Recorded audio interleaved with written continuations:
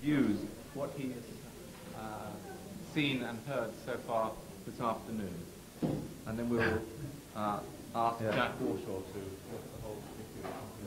Here we have got so much impressions, it's nearly impossible to give some comment to that what I heard and that what you showed in your pictures, and I'm not very sure if it's polite to say something, because you are working in London and it's your city, and I arrived in the morning with a city aeroplane and the city airport, and then we took a taxi and come in this room, and I don't have actual impressions from London anyway.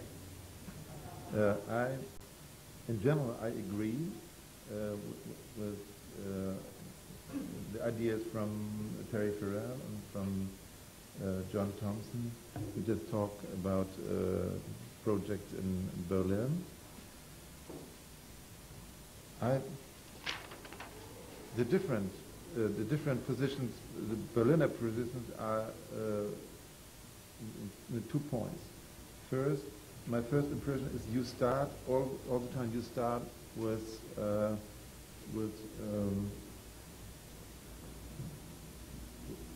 break down demolishing the existing structure. That's what we do. We, in general, we accept the existing structure, the existing buildings. For instance, the railway stations, the blocks from the former DDR. In general, it's not allowed to think about demolishing existing housing, because maybe it's has something to do with our own history, and back to the discussion from the very beginning. We feel that in the last 40 years we have enough buildings demolished. So we think it's better to help these houses, especially in East Berlin. The East Berliners, they lost everything. They lost their system and their jobs and their whole life, at least, and they were occupied from the West Berliners, or from the capitalistic system, from the Bundesrepublik Deutschland. And when we start to demolish their houses, they are absolutely without anything. So it's impossible to do that. There are a lot of people in West Berlin. They think it in the same way like you. To how weg die Geschichten, how demolish these big areas in East Berlin. But we decided, the building administration decided to stop demolishing. First point. We start thinking with the existing buildings, and I think it's a very important basic idea, because when you go back to the 20s in our century, they had the same idea from the old city. We saw the pictures from Corbusier from Paris, and in his idea he demolished the whole Paris. And he started with a new idea from the city, and we think that in general it's a wrong idea. History is history, and we have to accept our own bad history, and our history especially in East Berlin. Yeah, first. And second, I agree with Terry Farrell's and your general idea from the city structure, from the urban structure, and we have the same ideas go back to the European structures in the East Berliner areas, bring streets and blocks and houses back to the city. We have a lot of questions how to do it, what is the right way, because the ownership in East Berlin is in one hand. It is one, in former time it was the government of Berlin, actually is one building society. she's a landowner from a city with 120,000 people. One landowner, the houses, the streets, the gardens, everything is owned by the company, and we feel that it's an absolute strange idea from living in a city. Every person needs different partners in the house owner and the city, and anyway, different shops, etc. So in general, I agree, but I feel that that especially your idea from architecture is very conservative too. Also, our idea in general is to bring conservative structure in the city with traditional elements, but fill it up with very modern architecture. Also, no postmodernism in the houses. It's not so that we can't organize it in any case.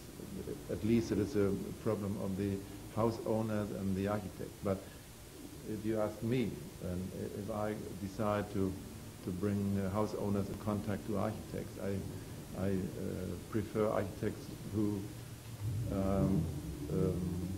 use or work in the tradition of the 20s, but only in the architecture, not in the structure of the city. So my idea is to combine the language of the architects from the 20s, combine this language with the structure of the traditional city. And I feel you combine the structure of the traditional city with language of an architecture from the 19th century too, and I don't agree with this way. In general, maybe it's not what you feel, but what I saw seems a little bit like this. Yeah, I think it's enough.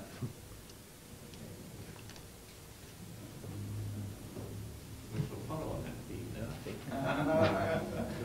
Yeah, and let me say, we have in June in June we have a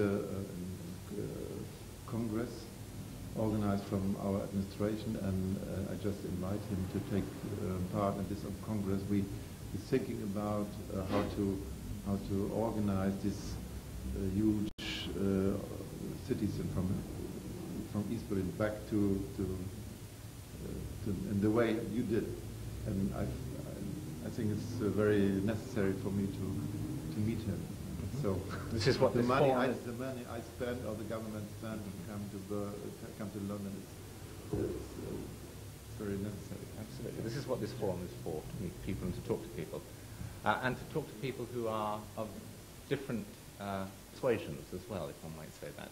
Okay, here's one of a very conservative nature. Jack Warshaw, who will talk about the conservation issues in London. Thank you. Can we put up the first picture, and I'll try and work out how the command module works here while you study that. And maybe I'll explain the significance of it later on. Or maybe I'll do it now. That's right, thank you. That apocryphal image is William Morris's view of it from News from Nowhere. He actually saw Trafalgar Square as a pear orchard and the House of Parliament as a dung repository. And that is for those of you who may not be familiar, I'm sure most of you are, that is the founder of modern conservation in Britain, and one of the great ones of Europe. I'm very gratified to speak at the AA, particularly on conservation, because it's where I trained in conservation. And I worked for the borough of Wandsworth as a head of conservation before starting my own practice a couple of years ago. As you may be able to detect, I'm not of this country. I'm an outsider as well. And I want to take you back a little bit before we move into the present and forward. to when I arrived to London, which was in the swinging 60s. As some of you might remember the swinging 60s, when we had such things as comprehensive redevelopment and films like Alfie, terms like slum clearance. We had James Bond, high-rise living, miniskirts, urban motorways, the Beatles, the bomb. These were sort of the buzzwords, some of them. Food was cheap, housing was cheap. There was full employment, virtually. And there was certainly a promised future of clean modern homes, clean energy, drive-in shopping, mod cons, and lots of change. London, being Europe's largest conurbation, was governed by the GLC, whose architects, planners, and engineers comprised the largest multidisciplinary urban development practice in the world. And they had government loan sanctions for, they were available to the GLC and to borough councils for high-density housing estates. And if you shift the camera a little bit from that picture, which is going to come up in a second, you will get quite a different view of that same part of Battersea in London, which we'll get in a minute, in a second, hopefully. Yes, that's the view you get. It's the sort of view you get. Is it backwards? I don't know. You had office development, virtually unrestricted, completed empty blocks being more profitable than occupied ones, road widening lines, often unofficial, just drawn by the engineers. They governed the positioning of new development along most of the urban corridors and lighted existing buildings. In surveys of the day, actually, most people welcomed this brave new world being offered compared to their squalid terraces. This is one of the, I think, the longest terrace in London. It's called Stanley Road in Battersea. No one then had yet observed that post-war development destroyed far more of historic London than the wartime bombs and rockets. It's something that Dr. Stimmann has observed in Berlin, and latterly, of course, we've observed it about London as well.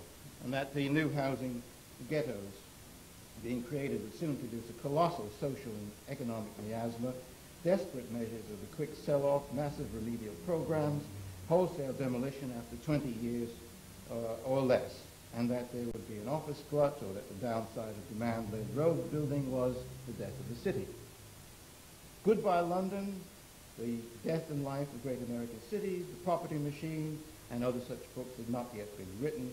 Westminster City Council proposed the comprehensive redevelopment of Piccadilly Circus, and the GLC planned to do to Covent Garden what the city of Paris was already doing to Les Halles, Covent Garden, as it is now, at least the main building of it. Few then thought London a divided city, despite there being no Berlin Wall, a city of privilege and privation, of those with homes and those without, of those with jobs and those without, of those with safe streets and those without, of those with a voice and those without.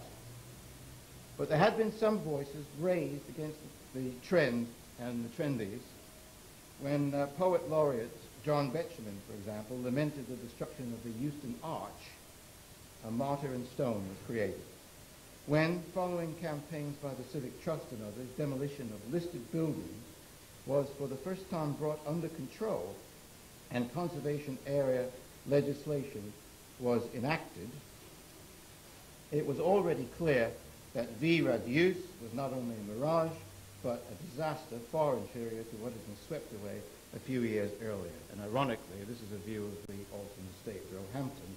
This complex was a few years ago proposed for listing and also proposed for conservation area designation by me. It has failed on both counts on political grounds, but I have no doubt it's not far off. People wanted not only familiar London landmarks protected, but familiar surroundings, homes, schools, open spaces, churches, high streets. This is Deptford High Street, and it's sort of a kind of a little micro view of the sort of scene you get on a lot of high streets, a historic high street overlaid with all sorts of things that people really, I suppose, would prefer not to have, but the commercial system has given us. The cinemas, the railway stations, the pubs, and of course the red telephone boxes. The Piccadilly Circus, the Homes Before Roads, and the Covent Garden campaigns of the 70s not only recast the way London would develop, ironically paving the way for the abolition of London government, but proved that communities could unite to defend themselves against external threats. This is one such conservation area, the Latchmere Estate of the 1870s, built by the Artisans and General Dwellings Company. This was the urban equivalent of a sexual revolution, and despite determined attacks by some people in high places, shows few signs of its lust being abated. 20 years ago, there was no professional training in urban design, nor in conservation. Now there are about 10 postgraduate programs in each. The two specialisms have been recognized as disciplines in their own right and may be heading for full professional status. The public are more aware, and many more buildings have statutory protection as part of the nation's built heritage. As an example, we discovered this to be about the second oldest building in the borough of Wandsworth, at a time when there was no protection on it whatsoever, and the site had already been granted planning permission for redevelopment, for total clearance and redevelopment. We did manage to rescue the building. London has about 35,000 buildings of architectural or historic interest protected by law, including the building we're in now, of course, and all the buildings of Bedford Square. Over 12,000 of these are in Westminster. Bedford Square itself is within one of nearly 800 conservation areas, covering hundreds of thousands of buildings. The numbers are still growing, but some now argue that protection has gone too far. Stifling development, hurting the economy, that conservation is an excuse for nostalgia, that creating a Dickensian Disneyland would spell the death of London as a world city, that its millions of visitors only come to see the top 10 monuments anyway, that a former environment secretary indeed, and the grandson of Lutyens said while in office, quote, "I have a recurring nightmare that the entire country will be designated under some conservation order, and people living there and earning their living will be smothered with bureaucratic instructions limiting their freedom." Well, London survives such arguments, and from my years working in the London borough, Londoners want more conservation, not less. Those who live in older areas think their homes and neighborhoods do not need to change very much to meet future needs. This is a pre-conservation photograph of Battersea Square, which I had something to do with, in which nearly all the buildings were so structurally unsafe, and after a variety of changes of ownership and proposals for entirely new buildings, you know what Dr. Stimmann is going to make of this one, that is the result today. This is the historic centre of Battersea in its 19th century guise, and what we've got is pretty largely reproduction 19th century buildings. Many who live on high-rise estates wish they had houses and streets, but by no means all. This tells us much about past mistakes and how we should plan the future. Arguments over architectural fashion. We'll talk just for a minute about fashion. This was the most unfashionable building in the Bedford Park of its day, and caused a lot of controversy at the time, completely out of context. And most will recognize it as a building by Boise, the most looked at photographed building in Bedford Park today. But that fashion has little to do with real opportunities for innovation and context, reversing the damage being done, often in the name of conservation, not only to London's historic fabric, but to its character, scale, form, complexity of use, and individuality of its many centres. Again, a different aspect of Covent Garden, not an Italian piazza. But the question arises in efforts of this kind. Yes, you've got the buildings, you've got them being used, but have you actually got the process being presented in any way, shape, or form that went on in that building historically? I mean, a market area. Does it work? in terms of what it has to tell us, other than as a piece of architecture, does it work in other ways? Now, it's often been said by me that if it weren't for the heritage industry, we might be able to see some old buildings.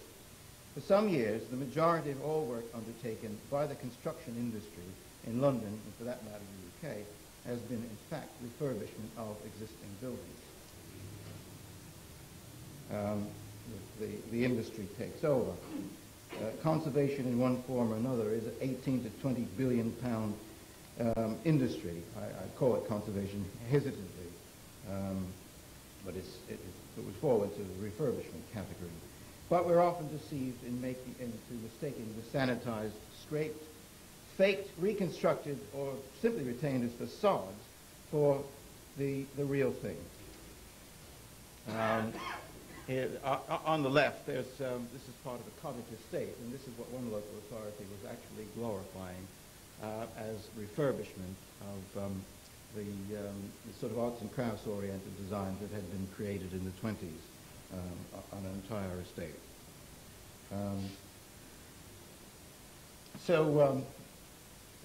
You come to a person like John Ruskin, who condemned restoration as, quote, the most complete destruction which a building could suffer, accompanied by a false description of the thing destroyed.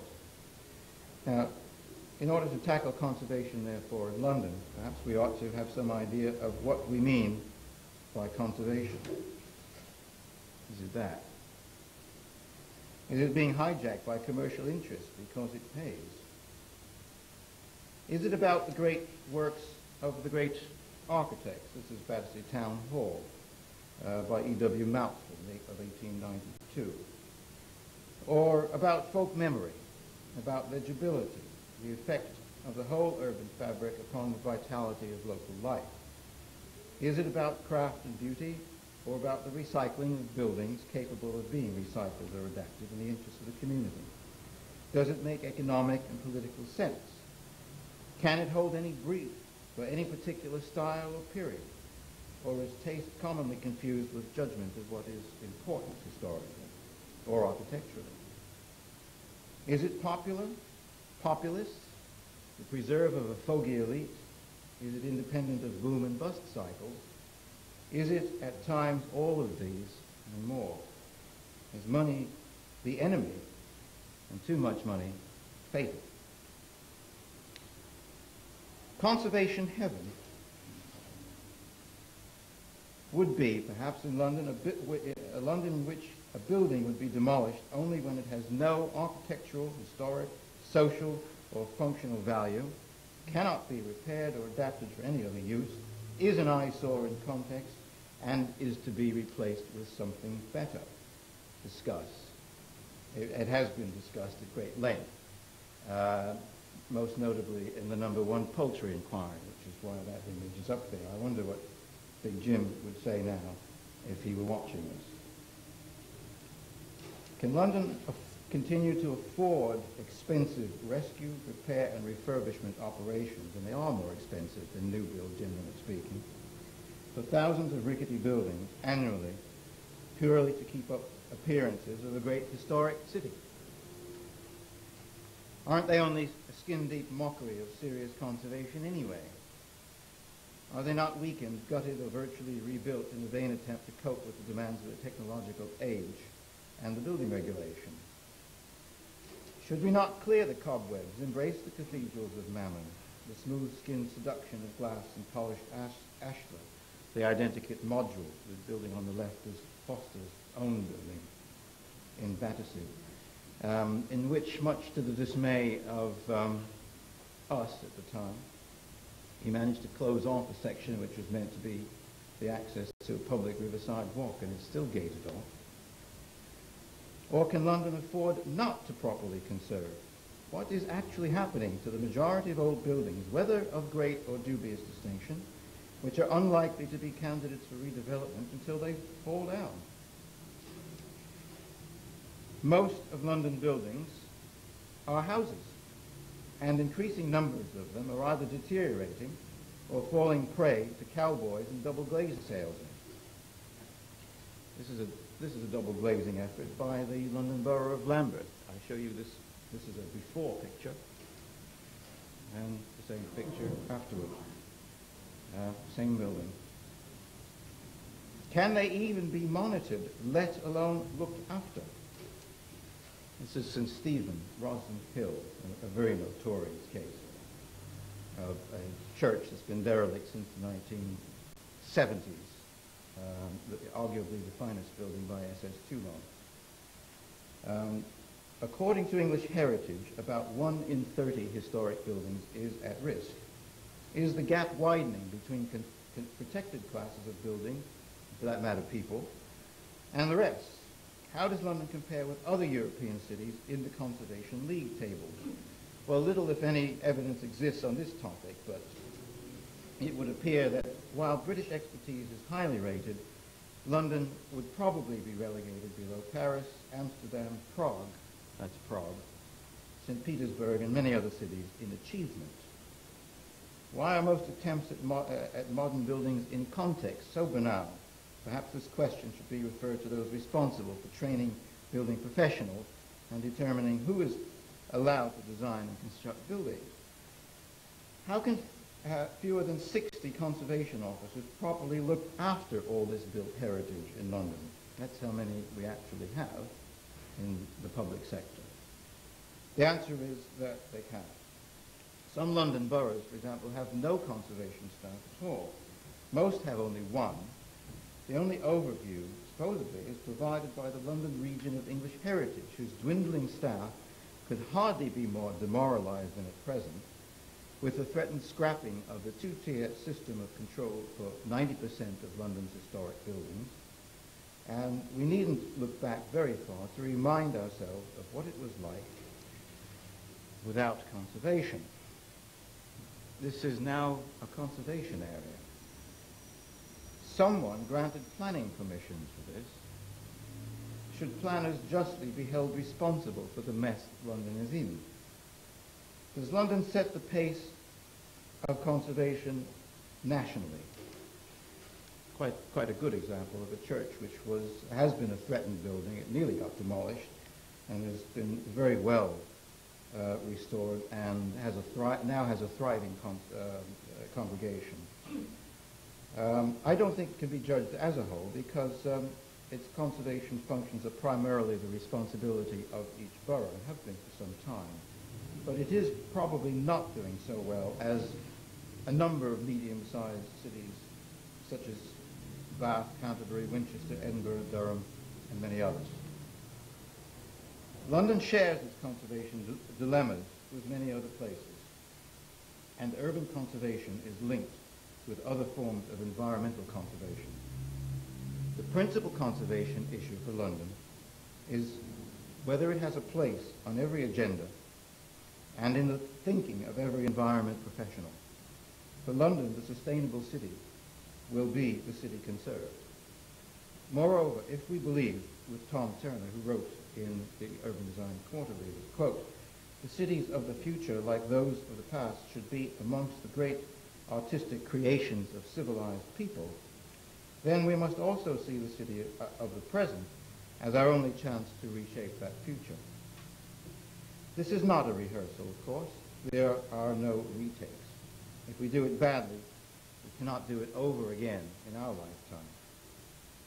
And we will have earned the malediction of he who said, alas for ourselves, who will be looked upon by foreign nations and by our own posterity as the only people who have ever lived who, possessing no architecture of their own, have made themselves remarkable for the destruction of the buildings of their forefathers. I am, sir, your obedient servant, William Morris. Thank you.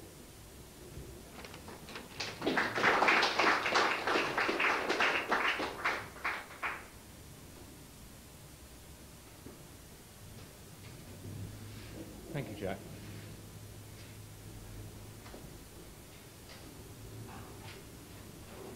We now come to a presentation by Roger Squires, who's the Deputy Chief Executive of London Docklands Development Corporation, We're very pleased that he's managed to come here. He's squeezed us in his very busy schedule, and we appreciate that. Roger will talk to us about the lessons from London Docklands. You have seen the existing fabric, some of it in fine detail, very fine grain. The interesting thing about London Docklands was the need to make a place out of nothing, starting from, well, I say that advisedly, there was quite a lot there, but essentially a blank piece of paper. And perhaps Roger now will talk to us about the lessons of that development over the last 10 years. Roger, you've got your slides all. No, you have to only look at my ugly face, I'm afraid.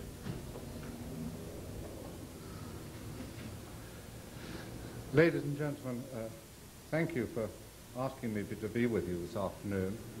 And Herr Stimmann, it's a great honour to hear that you arrived in London through London Docklands and through our airport. If you haven't had a chance to see London, at least you had a glimpse of Docklands on your way through. The corporation was founded in 1981 to foster the regeneration of the closed and derelict London docks.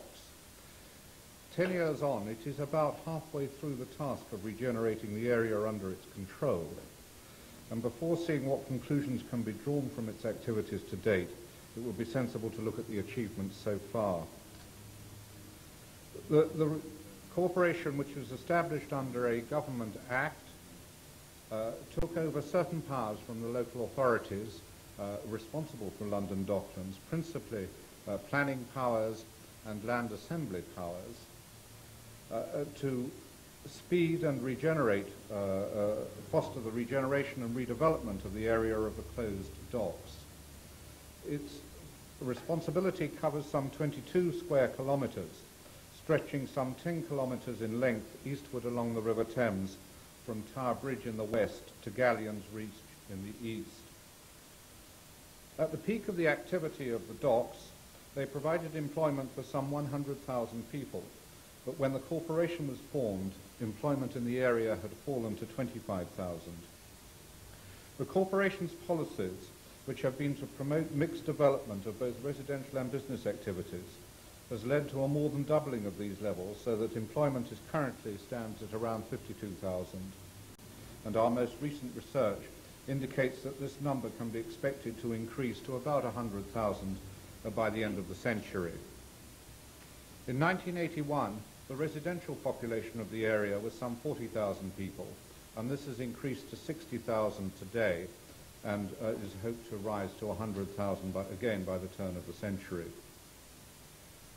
There were 14,000 housing units in Docklands in 1981, of which 95% were social housing rented from the local boroughs. Only 5% was owner-occupied. Today there are 30,000 units available, of which 53% are rented and 44% owner-occupied. Of the 16,000 new homes developed, about 80% have been owner-occupied, which has accounted for the redress of balance. About 2.5 million square metres of commercial and industrial floor space has been built since the corporation was founded, and of this about 1.7 million square metres is office accommodation. This development activity has, of course, necessitated a considerable infrastructure investment. The most obvious projects have been transport-related. Significant sums have been spent also on new drains, electricity and water supply, and other essential services.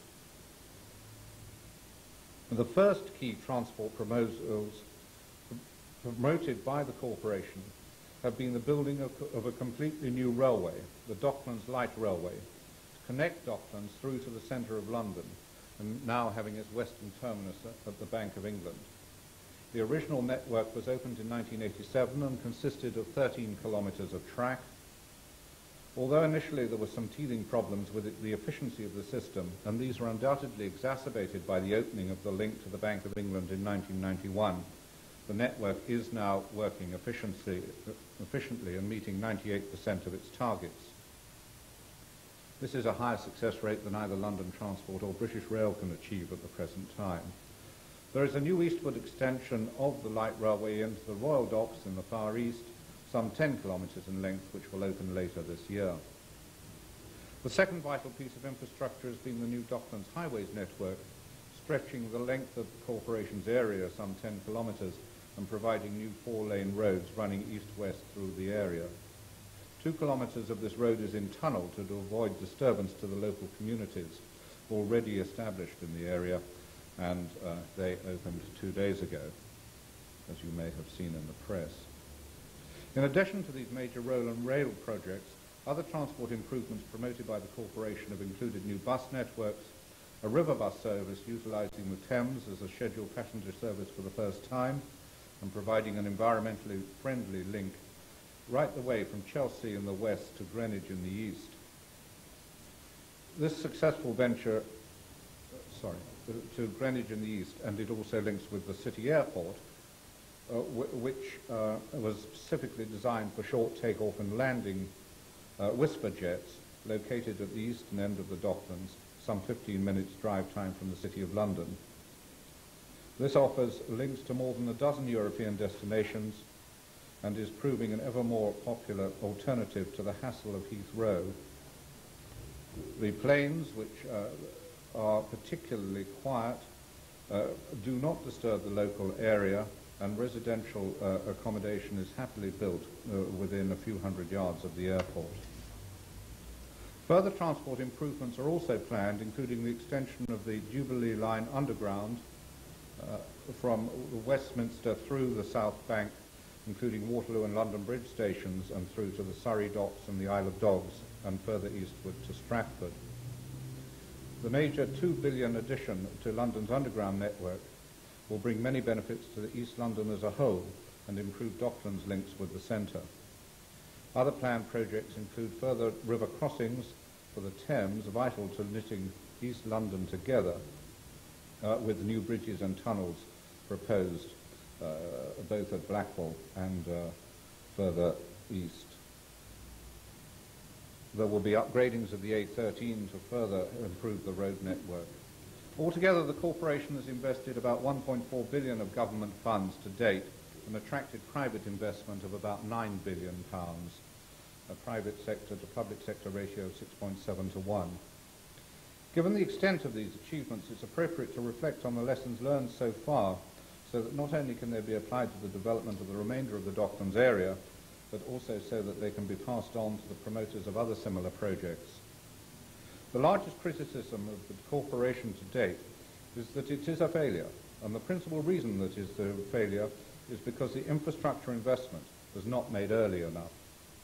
The assertion that London Docklands is a failure is based largely on the fact that not all the office accommodation built to date has been let, and that there has been a large range of housing that remains vacant.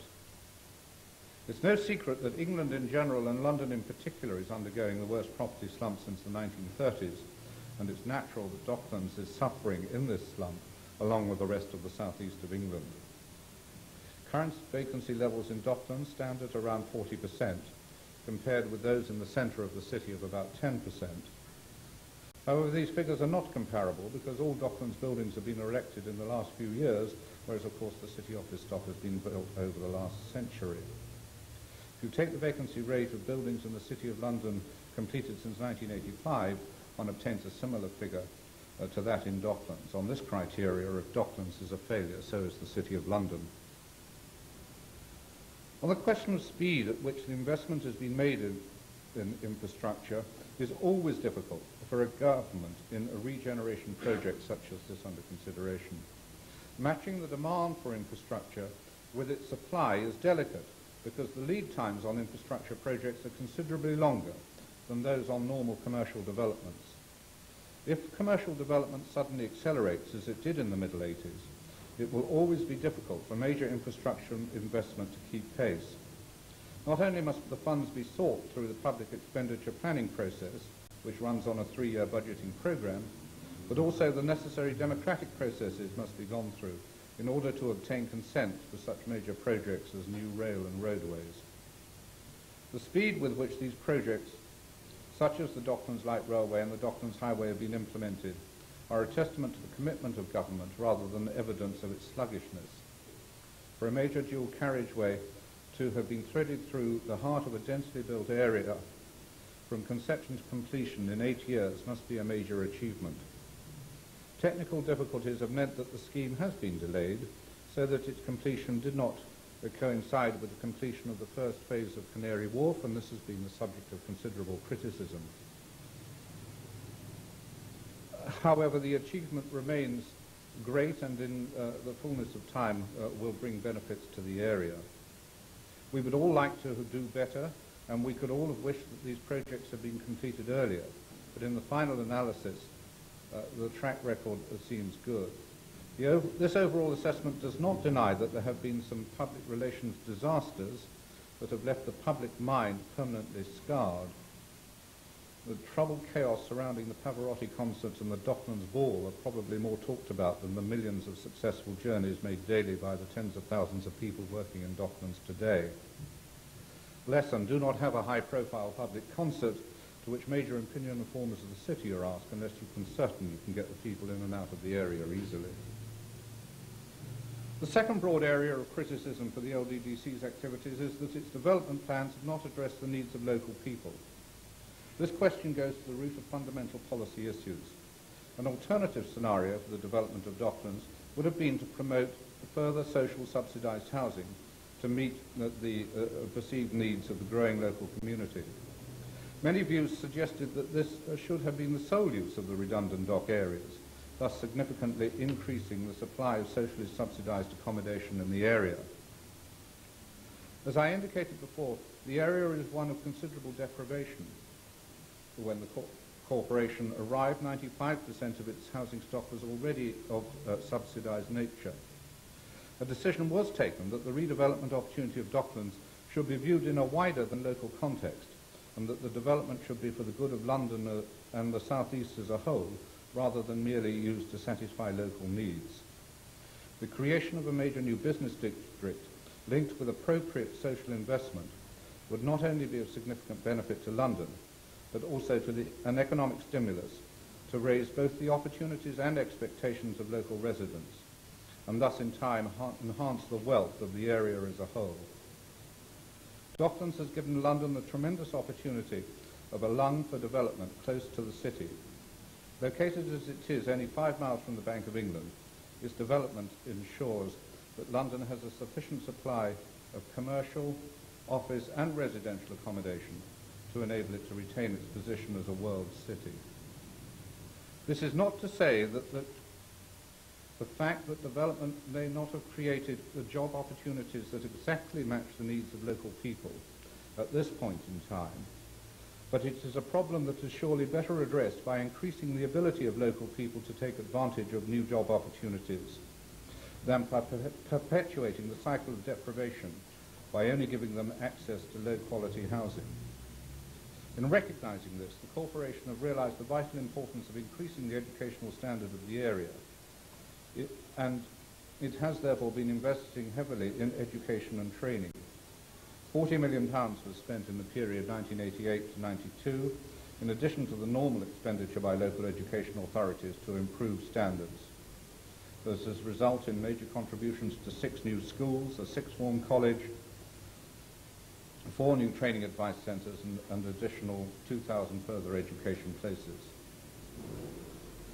The 3 boroughs associated with Docklands, Tower Hamlets, Southwark and Newham, remain near the bottom of the educational league tables at the moment, and there is still major effort to be carried out in this area, but we are trying to work in a difficult set of circumstances in addressing the problems.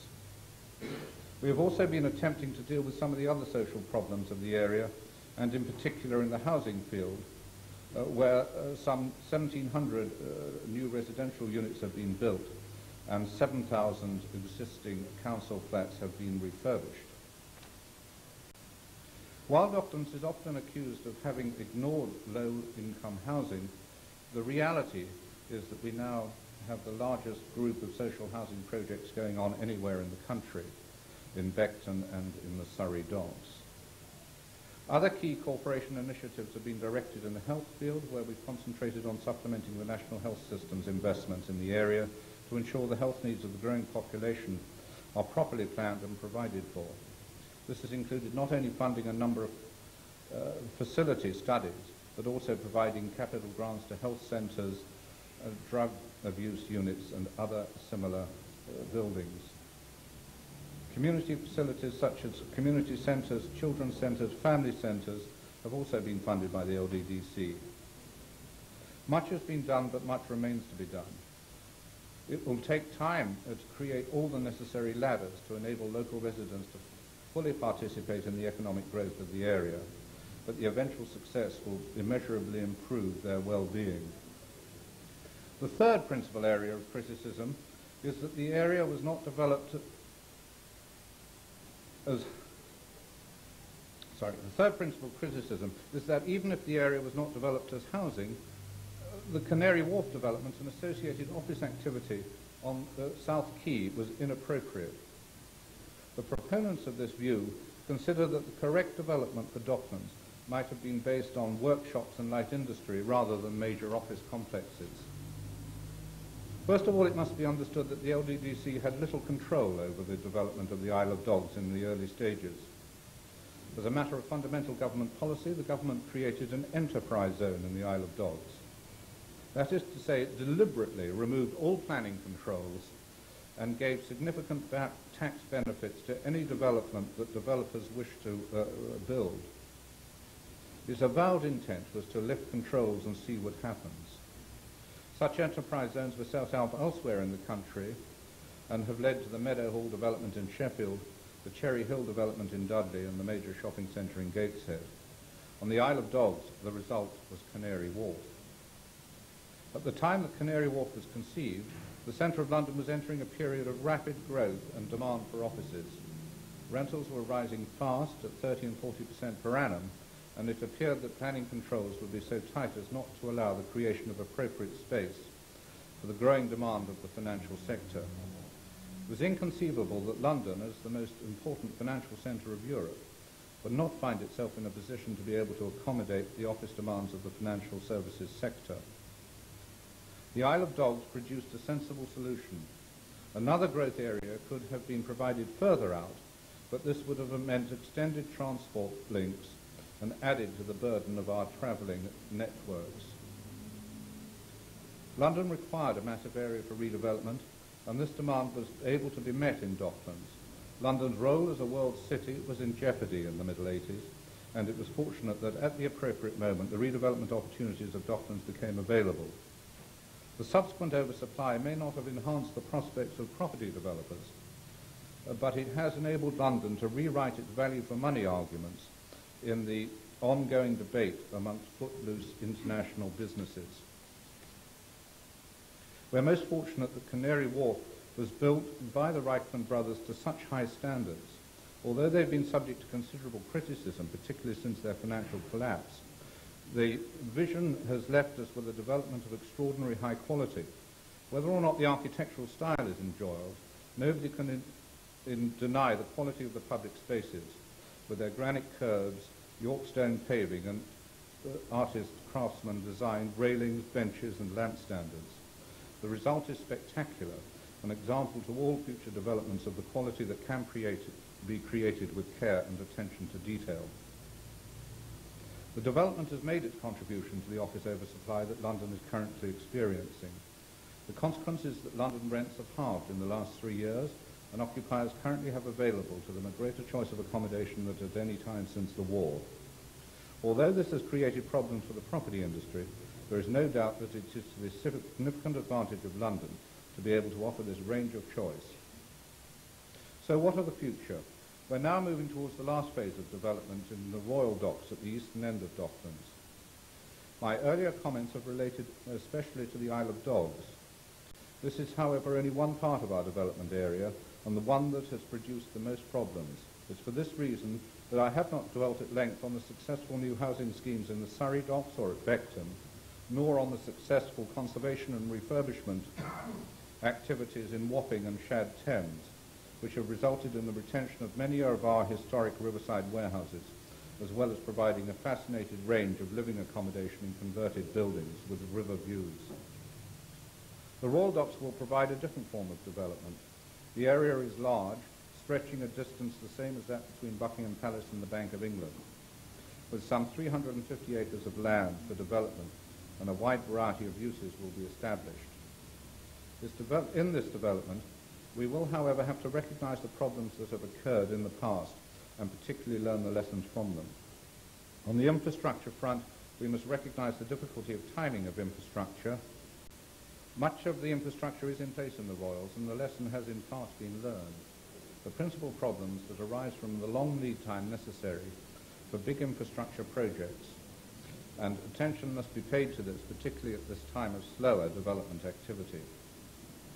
The Royals will give us further opportunities to address the social problems of the area, and try to ensure that sufficient investment is put into social activities such as improving education and health, as well as building new centres to deal with the increasing demand for the further residential development, so that progress can be made on a balanced front. The problems of monoculture which have become evident in the Isle of Dogs have been recognised, and a greater mix of uses will be sought in the Royal Docks. Commitment has already been given to the creation of an urban village on the south side, which recognises in part this problem. The redevelopment of Docklands has been and continues to be a major challenge for the nation. The existence of such a large area close to the heart of our capital city has provided immense opportunities. It is inevitable that some mistakes have been made in a programme that has proceeded so fast, but we are trying to point the way forward to the future, not only for the remainder of Docklands, but also for urban renewal schemes elsewhere. Ladies and gentlemen, thank you very much.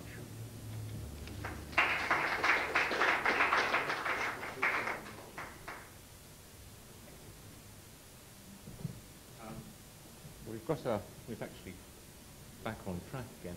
Would anybody like to ask Roger some questions on Docklands and its role in London? Would you be, Hans, are there any aspects that you are interested in? No, you will see it. I've seen it many times. It's very popular in Berlin. Different ways. Yeah, that's the question. Okay. Is anybody else?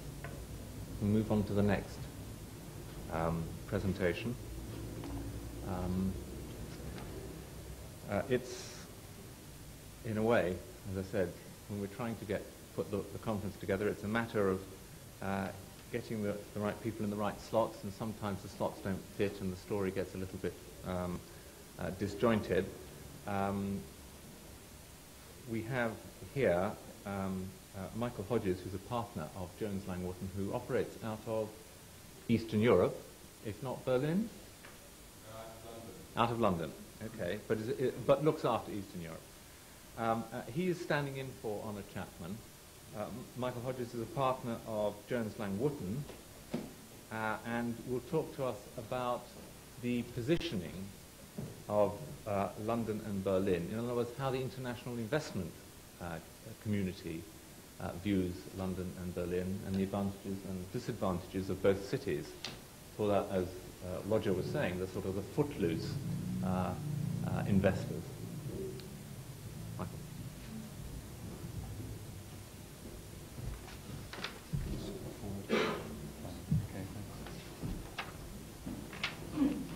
So, ladies and gentlemen, I'm not Honor Chapman, and she sends her apologies. She phoned me, I was in Prague on Monday, and she telephoned me to let me know that she was speaking here today, but she couldn't make it, and that she'd spoken to many people at Jones Lang Wooton, and I was her last resort. So I stand before you very much as Honor Chapman's last resort. I do have a little bit of qualification in this area, though, in as much as I went to Berlin for the first time 10 years ago now, and at the time drove through Checkpoint Charlie, which took about 3/4 of an hour, had mirrors pushed under the car to make sure I wasn't taking anyone else with me, changed Deutschmarks into Ostmarks, which I then couldn't change back.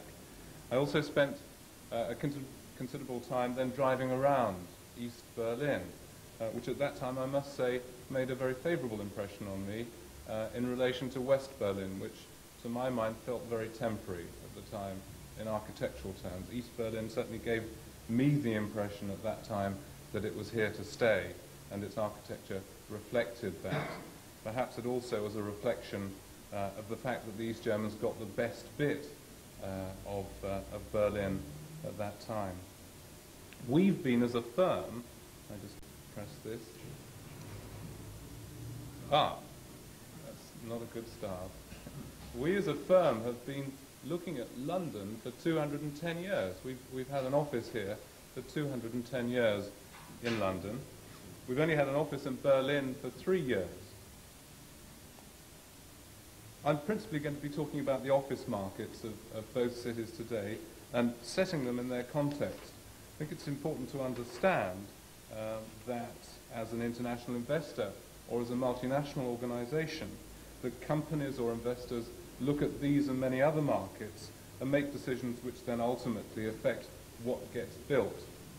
The impression I get at the moment in Berlin is that, and I say this in the kindest possible way, Herr Stimmann, having taken part in the Stadtforum meeting on Saturday, last Saturday, that to an extent Berliners live in something of a dream world in terms of the way in which the development of Berlin is proceeding, where many people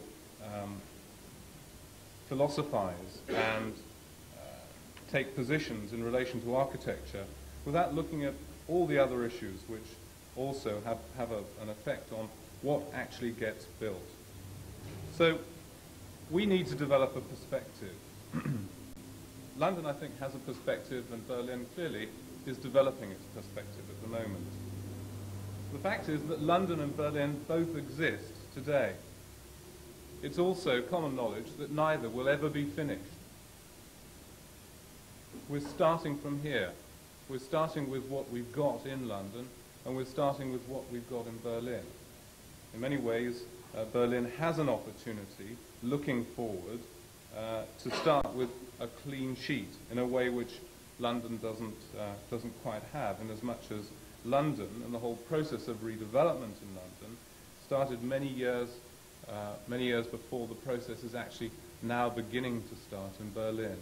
Looking at Berlin at the moment, one could see the way in which the factors that we were looking at and we were facing, and I've spoken to some of my partners only today that were around in London 40 years ago, that the factors that they were looking at and the issues that they were debating are the same issues that are now being faced in Berlin. So we're starting from here. Berlin has 6.8 million square meters of planned space in 292 schemes, that's office schemes, according to our statistics that we put together at the end of last week. 6.8 million square meters of planned new office space. And clearly no one's going to be building second-hand space, it's all going to be new space of possibly the highest specification. So as I say, we need to understand where Berlin is. We need to understand what its position is in relation to London, but also to other major European centres. We can look 5 years ahead with a certain degree of certainty, but we have to be very careful, and again, particularly in Berlin, I think one has to realise that sometimes one can be a bit too close to the coalface, and that sometimes the issues that seem important to Berliners are issues which other cities are facing as well. They have experience that I believe is very important for Berlin. I've spoken to Ulrich Pfeiffer in the past, one of the 5 wise men behind the Stadtforum initiative from Herr Stimmann's department, about the need, possibly, well, from Herr Hassener's department, about the need to bring people here to London, to look at the Docklands experience, to see the good things and the bad things about Docklands. One of the good things about Docklands is that London took a risk, and I think there is another issue here about whether Berlin is ready to take a risk at the moment. So as I say, we're looking at economic perspectives in the first instance, and we're looking at where Berlin is at the moment, where London is at the moment, and where their competitors are. Now, according to Cambridge Econometrics, the cities most likely to succeed over the next 20 to 50 years are these, the large core capital cities of Paris, Brussels and Frankfurt. And we'll come back to why those three cities in particular are likely to be successful, as will be the Alpine Arc cities, Vienna, obviously with its cul-de-sac location now reopened and with a perspective towards the east.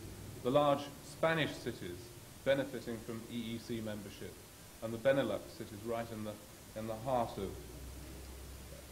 of Europe.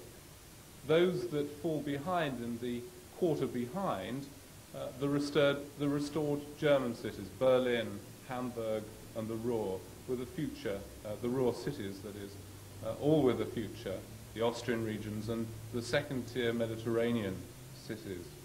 Falling behind in the weakening economic growth sector are those beginning to be those fringe cities in Europe, those not at the heart of Europe. London in particular needs to look to its laurels. It needs to look possibly at its infrastructure and begin to look at how it's going to position itself if it's not going to lose out to the cities that we've already mentioned.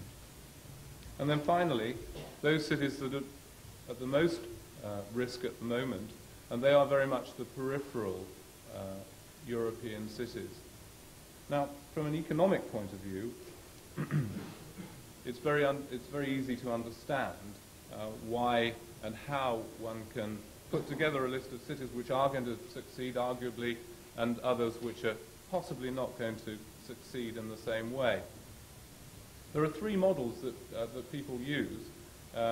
This is one which is 3 or 4 years old, and if you'd asked an urban economist 3 or 4 years ago how Europe was going to develop and which cities in Europe were going to be most successful, then an urban economist would have told you that this area, which the French call the blue banana, or the hot banana, and there are various other perhaps less polite descriptions for this central zone of economic activity in Europe, why this area of activity is most likely to be the area to watch.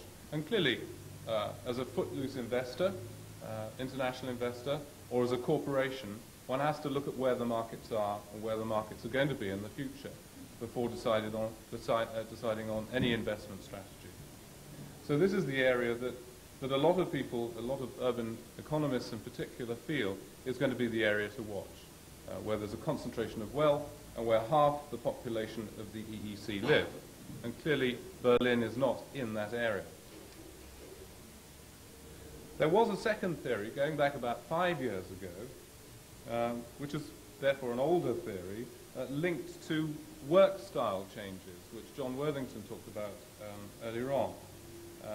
Possibly also linked to what I would call the El Dorado aspirations, which some companies possibly have.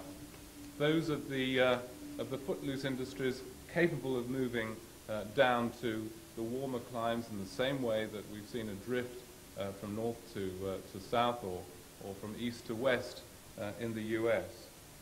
The manifestation of this theory is Sophia Antipolis, just outside Nice, a business park with a very high standard of working accommodation, working space. It's not borne out, however, this theory, which we've been able to put to the test over the last 5 years, in places like Barcelona, Marseille, to an extent in Milan either, where we haven't seen the economic activity which we might have anticipated had this theory been the bee's knees and been effective. What we have seen, however, which is very significant for Berlin, is that the theory works for Munich, and one of the most dynamic cities in Germany at the moment, and certainly over the last 5 years, has been Munich, and one of the reasons has been because of its high standard of living. And we'll come back to the other German cities a little later on. And I think one of the things we have to realize as well is that this Sunbelt theory took with it a certain amount of business park baggage, which we can come back and discuss a little later as well. Because some of this business park baggage, as I call it, is having an effect on Berlin. There are a lot of theories as to how the ring around Berlin will develop in the future and what type of development one's likely to see. This is my favorite theory because I think it reflects actually, in historic terms, what we've seen in the past. I travel a lot in Eastern Europe. I spend a lot of my time in Prague, Budapest, Vienna, Moscow, Warsaw. And what we're beginning to see is the re-establishment of old axes, of old trading axes. The re-establishment in a way of the flows of money that used to take place in the past. And I think from that perspective, Berlin certainly looks very favorably placed in the Elbe, Moldau, or Voltova region of Europe. This is a complicated slide, but it bears looking at carefully, because it's actually the way that we perceive cities to develop. And I apologize to those of you who may have seen this particular model before. This is a Jones Lang Wooton model. It doesn't actually, it's not by any means the only model as to how cities develop. So it does beg the question, where do we put London, where do we put Berlin, and where are we going to put them in the future? In very simple terms, this blue trumpet is agglomeration. It's the way cities get bigger. And as cities get bigger, certain things happen. You move from a rural society through industrialization and city growth into city congestion and an element of regulation, and then eventually to urban dispersal, either companies moving out of cities altogether or circulating or moving out towards the fringe, and clearly also to suburban growth. Now, as that happens, the city's reliance upon agriculture drops significantly, so that agriculture becomes a very small part of the overall, makes a very small contribution towards the overall city economy during that period of time. Secondly, what we see is manufacturing, this green line here, playing an increasingly important role within a city until a point where it becomes too expensive to be in the heart of the city and manufacturing begins to move out. Thirdly, we see the growth of the service element within an economy. What continues to surprise Berliners these days is that well, I'll come back to this area in a minute, but what continues to surprise Berliners these days is the way in which Berlin measures up in relative terms with other service-based cities. Berliners like to think of Berlin as a world city, a Weltstadt. What they don't necessarily realize is that because of the way that Berlin has developed over the last 40, 50 years, and even looking back to its roots before that, Berlin is one of the most manufacturing-based economies as a city in the whole of Europe. In fact, out of a survey that we've undertaken of 71 cities with a population of over 500,000 people, Berlin is the most industrialized city in Europe. Approximately 50% of people working in Berlin are in the services industry, compared with 70 to 80% here in London. And it's estimated that by the turn of this century, 90% of people working in London will be in the service sector, exactly the same position as Paris. And Berlin's position will ultimately be determined by the way in which manufacturing is either encouraged to remain in Berlin and not move out to Brandenburg, the state that surrounds it, or whether it's going to be allowed to move out and for the service part of the economy to be encouraged. Now, what happens during this whole process is very important for us, because we, in the property industry, firstly see construction during the rural part of the process, moving through to development, speculative development.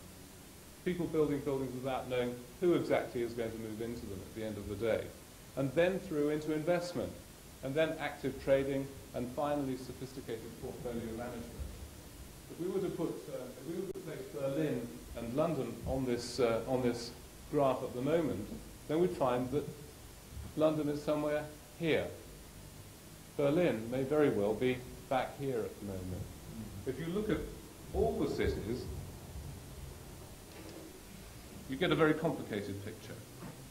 And unfortunately too complicated for us to put all 71 of the cities that we've looked at. But what we do see here, if I can outline some of the cities here, firstly, London, possibly in the lead in terms of, and this is property, this is really the sophistication of the property market as opposed to the sophistication of the market in general, or the economy in general.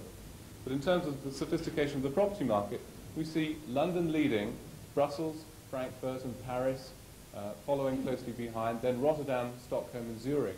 And Berlin back here in a group which also includes Birmingham, Amsterdam, Copenhagen, Hamburg, Helsinki, Manchester and Munich. So that's how we perceive Berlin at the moment. It may not be the way that Berliners perceive Berlin, and that's a danger. Because if Berliners perceive Berlin to be in a slightly different position vis-à-vis other European cities, then that will clearly affect the way in which Berlin will be planned in the future. Something else I wanted to show you was a survey which was undertaken by one of our competitors a couple of years ago in conjunction with a magazine. Now these are new corporate relocation preferences, and obviously if you ask 100 companies based in Western Europe where they're planning to be over the next 10 years, then they're likely to name the places where they're not.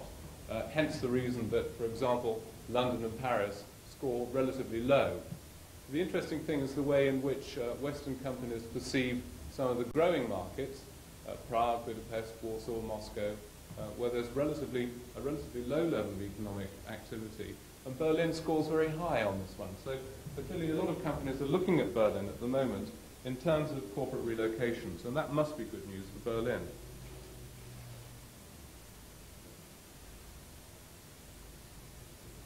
So, where does that leave us? This is Piccadilly Circus in London. We've seen lots of old photographs of Berlin, so I thought it would be nice to actually bring one along of London. Like Berlin, London has a past.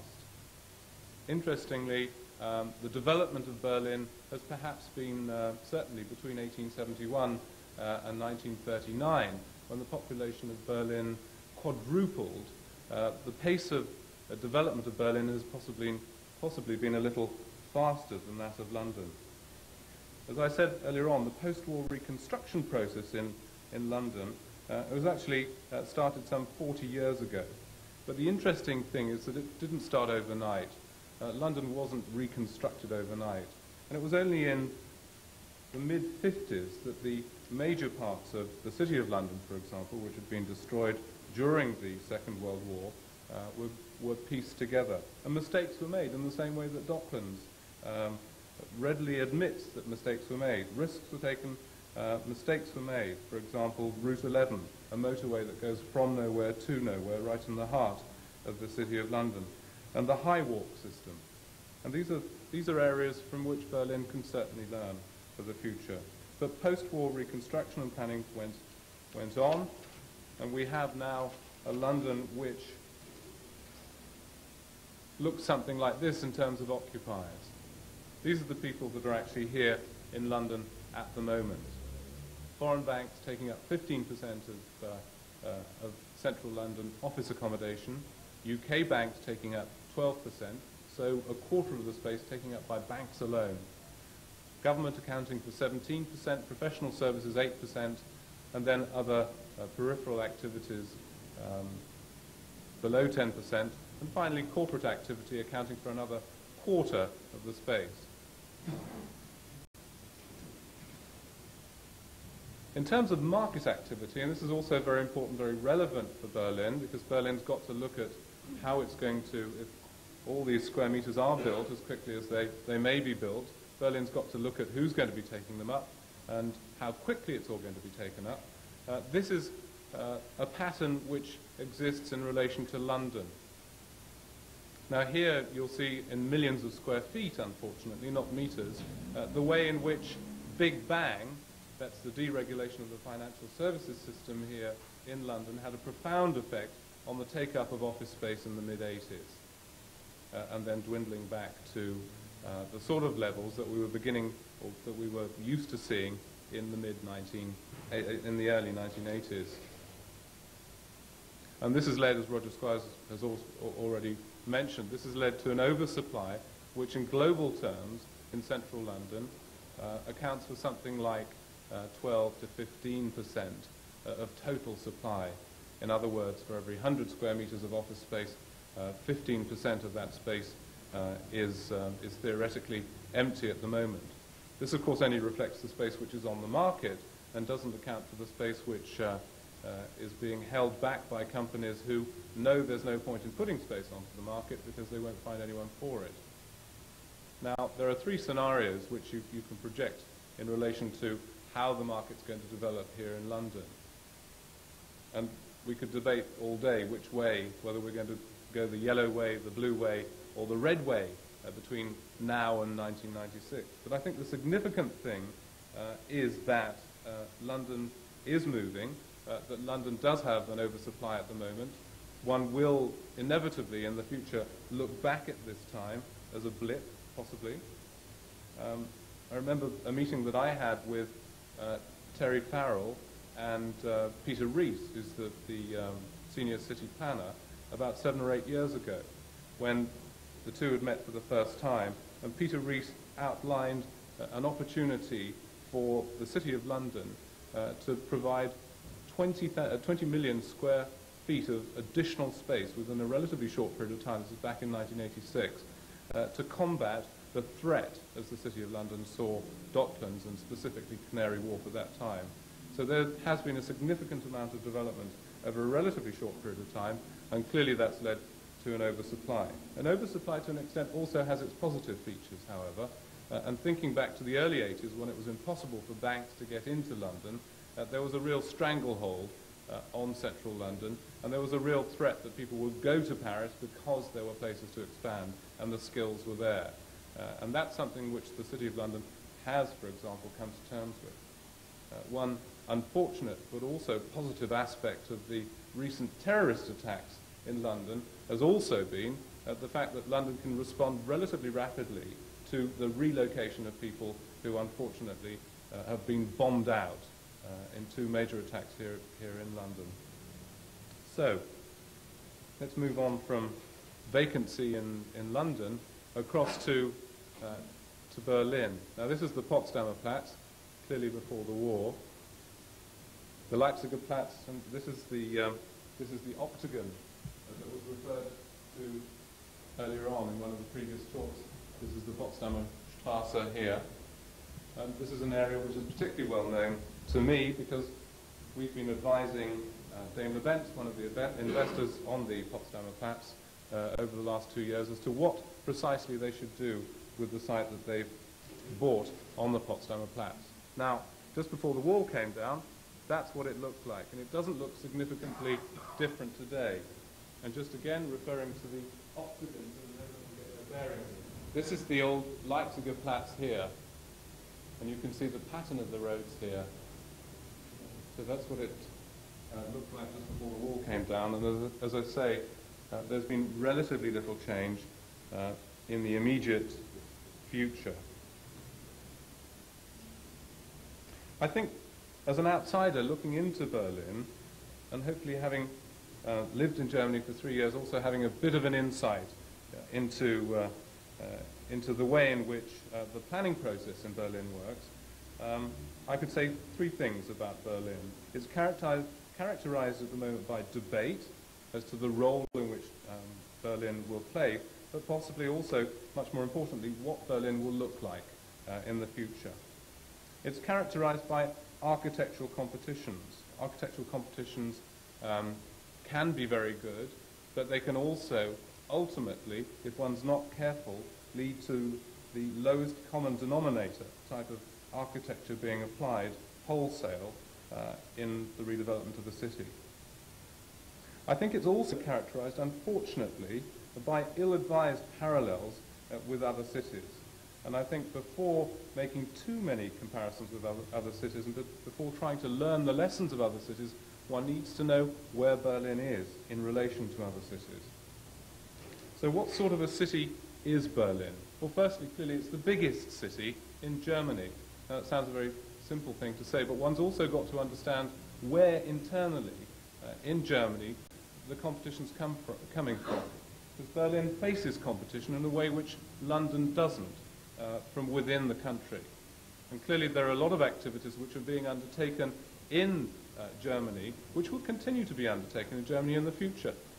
We undertook a study. We spoke to 50 companies in Germany not so long ago, asking them, these are the 50 largest companies in Germany, asking them which of those companies were actually thinking about moving their headquarters activities to Berlin within a foreseeable period of time. And only 2 of those, so 4% of major corporations at that time were thinking of a relocation to Berlin. So does this mean that Berlin will continue to be a heavily industrialized city with relatively few of the activities that we possibly characterize with Paris and London? One of the questions which clearly Berlin has to face up to. In terms of the type of activities which are undertaken in Berlin at the moment, it's interesting to compare, for example, Frankfurt and Hamburg, 2 major service cities. And the type of activities, the main activity in Frankfurt clearly is banking and insurance, professional services, the chemical industry. In Berlin we have, after public administration, we have electrical engineering and engineering and vehicle construction, for example. Hamburg, banking, insurance, professional services. Is Berlin going to turn into one of those cities, or is it going to remain the sort of place it is at the moment? In terms of the major employers in Berlin in relation to the other German cities, again you see industrial companies, department store companies, chemical companies. In relation to Frankfurt, we see banks, the airport, and a chemical company. So it's important for us also to understand where Berlin is at the moment. Now, between January and March 1992, our leasing department in Berlin analysed who was actually in the market, who was looking for new space, new office space in Berlin. And interestingly, and perhaps not surprisingly, only 0.8% of the total inquiries were industrial companies. A huge majority were insurance companies here. This small sector here, 6%, is banks. These are advertising companies, and these are other advisory companies here. Architects and engineers making up 1.4%.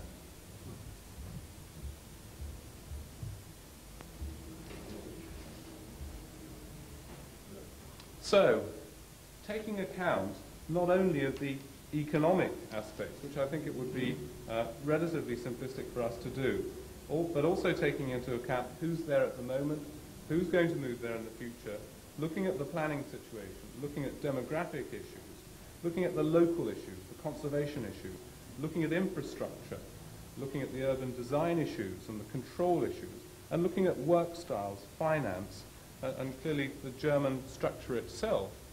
We've asked ourselves, what sort of a role is Berlin going to play in the future? And this is in terms of service employment. Is it going to be a Paris and a London? Is it going to be the Berlin it is today? We believe that Berlin's future role will lie in the 75% range of total employment in the service sector. And that means that there'll still be a relatively high proportion of industry within the city for the ongoing future.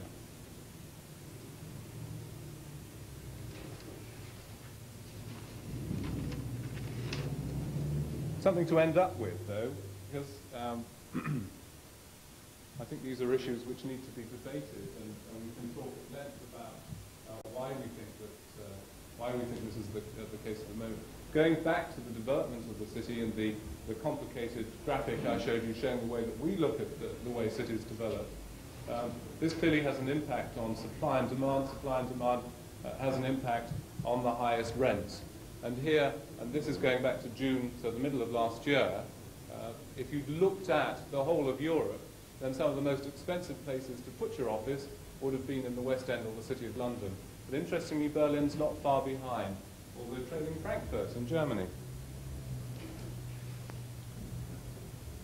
In terms of values, of course, then the City of London, unfortunately, isn't at the top. It's somewhere closer to the middle of the range, but clearly that's because of the yields that one applies to the rents that one gets. And here Berlin, becoming a market leader, obviously a very sought-after place from an international investor's perspective, very sought-after place to be. And this finally, just to put Berlin into perspective at the moment, these are the relative sizes of the various cities. This is London, so that we know that London has approximately 9 million square feet, or Roger, I think you quoted a slightly larger figure to us, so it may very well be there's an important reason why that's so small. 82 million square feet in this area, and this is the central London office market, so it may depend on our definition of what central is. But in comparison with Paris and London, we have Berlin, which is something like a quarter of the size of Paris at the moment. But if you then bolt on the 6 million square meters that are currently planned to be undertaken by the end of the century, then clearly Berlin is going to be catching up on the rails very, very quickly. So in summary, I think I'd like to say that understanding where Berlin and London are coming from and what pressures they will be subjected to ought to help the relevant authorities respond appropriately. As I say, I detect a high degree of wishful thinking in Berlin today and an absence of real understanding concerning the commercial issues which Berlin must subject itself to. Being commercial also involves taking risks, as Docklands did. If Berlin and London are to remain healthy in the coming years, both cities will need to take a few risks at least. Thank you very much.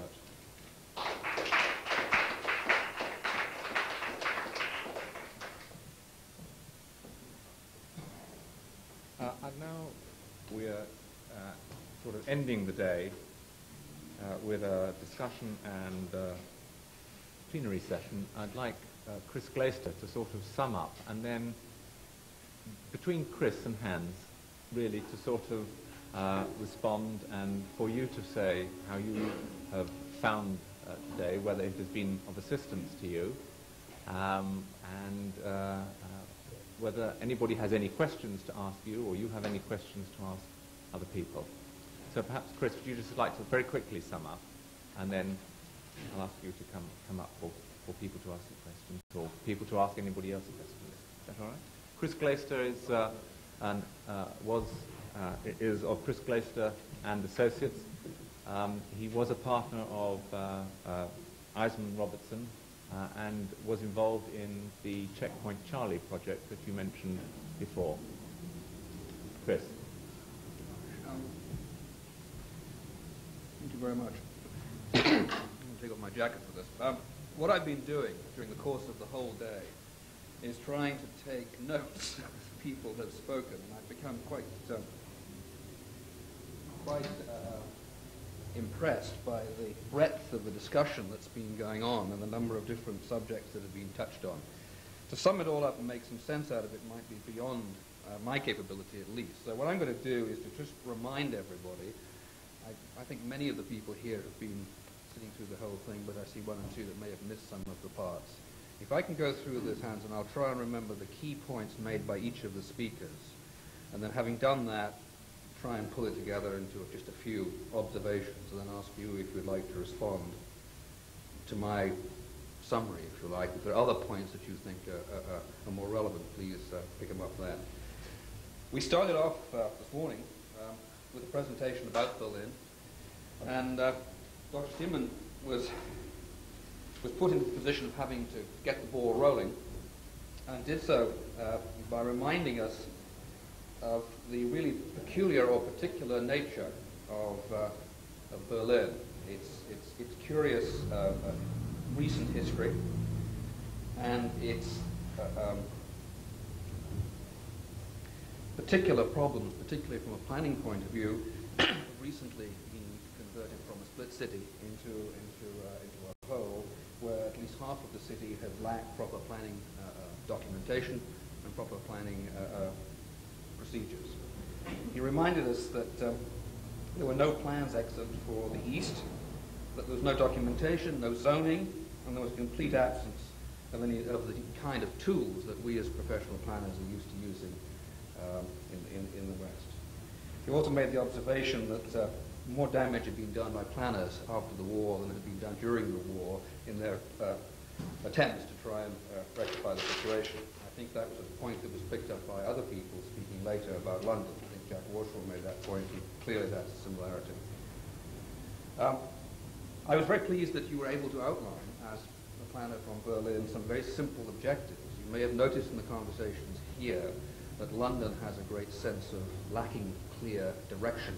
And you were able to very quickly point out that the main overall strategic policy objectives of Berlin were to maintain the structure of the existing street and block pattern where that existed, that you wanted to follow a policy of mixed use, maintaining housing in the city centre where that was possible, that you wanted to hold the basic zoning envelopes that had been established during the 19th century, and that things that we have tried and failed to do in London, such as setting height limits on developments, were things that you were now trying to institute and to hold to. I think that Alan Balfour, following up, extended the description of the situation in Berlin both backwards and forwards in history. And I think his contribution really was to remind us all of the extraordinary quality of the history of Berlin, the extraordinary contribution of 18th century planning and 19th century planning, which has created a really marvelous basic structure for the city upon which to build. I think he characterized Berlin as a rational city, and he characterized London as a compromised city, perhaps reflecting some differences in the culture and society in which both have grown up. Alan touched briefly on the period between the wars. He touched briefly on the grand plans of Albert Speer, which incidentally, I was looking this morning at a book by Peter Hall, and the book reminded me that the Speer plans, the great City Beautiful plans that were drawn up in that period for Berlin, were actually modeled on Bernard's plans for Chicago. And it was interesting that it was Europe looking to America for inspiration in its planning that produced that extraordinary effort. Alan then went on to discuss his particular patch in Berlin, which is most interesting around Potsdamer plans. Rob Scott, following along, I think was in a rather difficult situation because he had to deal with the bad end of London. And he, looking at the East Thames corridor, I think at least brought into focus another aspect of planning. That is the regional strategic planning that is a necessary basis upon which to develop comprehensive planning. I think everything that Rob had to say illustrates the problems that we face in London of trying to build a foundation upon which we can go forward with any kind of rational planning process.